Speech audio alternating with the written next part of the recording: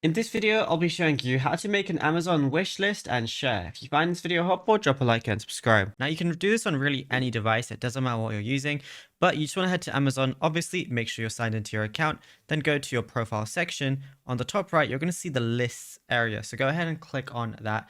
Now to create a wish list, press the plus icon on the top. You can create a new list and call it anything you want, or where on the bottom it says celebrating an occasion, create a gift list.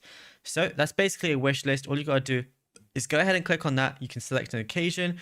So I'm just going to do, for an example, just other, and then you can name it anything you want. Put your name as anything you want as well. And then, you can put your date as anything, put the address as something as well. And then once you're happy with everything, it says allow items to be delivered to my address from all sellers, allow guests to dispatch non-registry items to my address as well. You can check those if you want to.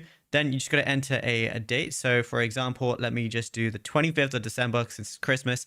Press continue. Now, if you want to share it, what you got to do is change the privacy to shared. It says private until you share a link.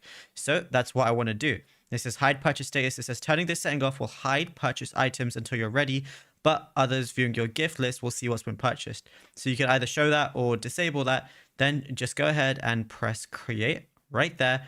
Then the list has been created. If I want to share it, on the top, I see the share button. So just go ahead and click on that. Then I can just go ahead and copy the link. And that's it. It's as simple as that. You can share it with whoever you want.